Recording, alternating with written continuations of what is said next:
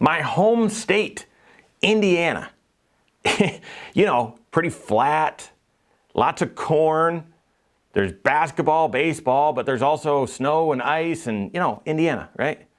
Third worst state to be living in if you're retired. Oh my, that was shocking, okay? I think we got a bad rap, but there's some other surprises too. So which ones are the best states to live in if you're retired? Which ones join Indiana as some of the worst? I've got that detail coming up.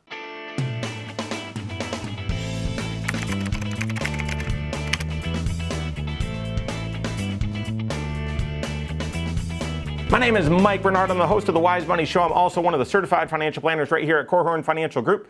Make sure you hit that subscribe button, turn on notifications, and smash that thumbs up button. So what's your retirement dream? Where do you want to spend your time? Where do you want to go? What impact, hopefully, do you want to make? Okay? And also, how much tax do you want to pay? And how many days do you want to shovel snow? How many hours do you want to spend in traffic jams? All sorts of things need to be considered when you're thinking about your retirement dream and where you want to live, where you want to spend your time. And that's why all over the headlines every single year, these surveys come out or the results are revealed about, where are the best places to retire. And, so the ones on seniorliving.org, this one seems like the most comprehensive. They update it every year.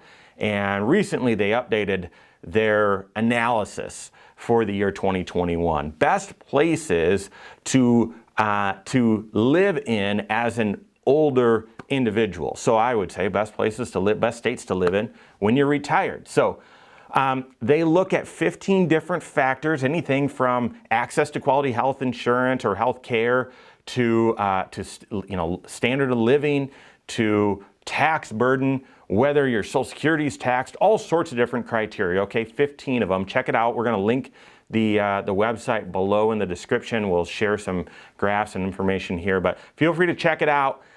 Here's the thing. Of these 15, I think there's more to the story, but let's get into the results. There's absolutely no surprise, in my opinion, which state tops the list. That's right, Florida. Why? Is it because I'm a Disney fan? Well, no, only partially. No, here's the thing. Florida, great climate, no state income tax. No state income tax. And so you'd say, well, then the property taxes are really high. Yeah, they're high, but not New Jersey high, not New York high, not California high. They're high, but they're still reasonable. And why is that?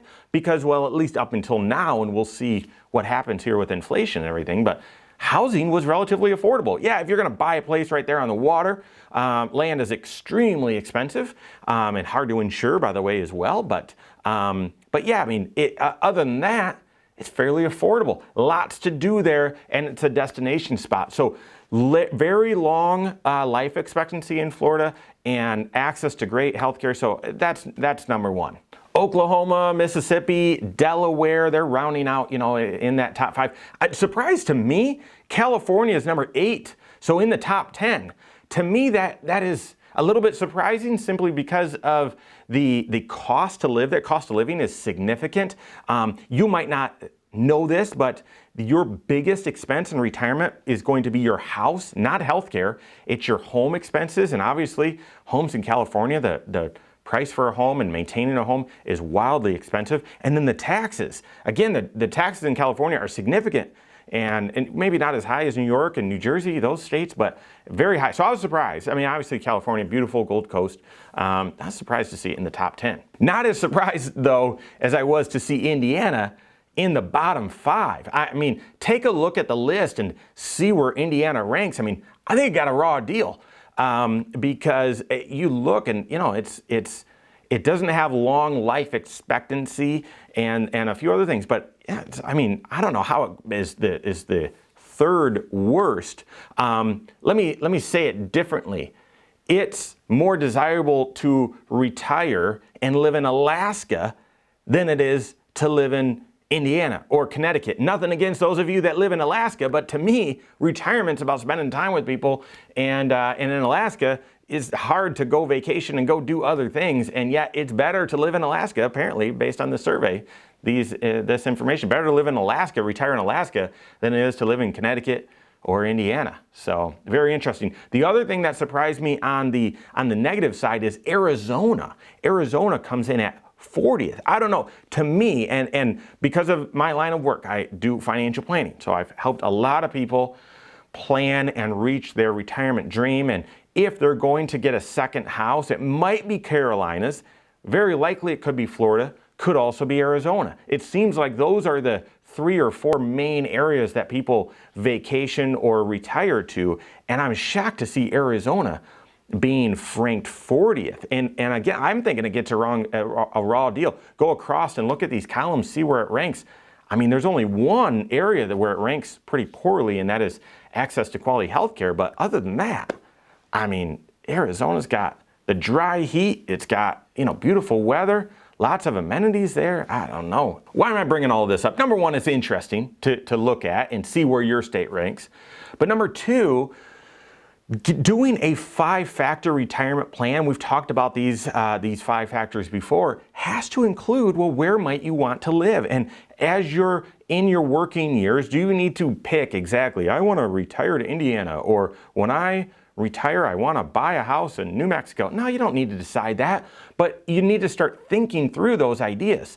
Why? Because your ability or you saving up to retire and then retiring with confidence at the timing of your choosing, you've got to take into account, well, what will life look like in retirement? What does the cost of living look like? What does health insurance and healthcare cost? What's the tax burden? And all of that is connected to where you're going to live. Will you have 1 house or 2 houses, right? All of those things need to be factored into your 5 factors and help and sort of be evaluated as you're building out that retirement plan so that you know you can retire with confidence. I'm thinking of some friends of mine who lived in the South Bend area, the northern Indiana area, for a long, long time after he retired from the military. But they had one child stay in the area. They had another one go down and work in the Kentucky area. So they thought, well, we don't really want to retire to Kentucky, but we don't know if we want to stay here. We want to be somewhere warmer. So they moved. They bought a house when they retired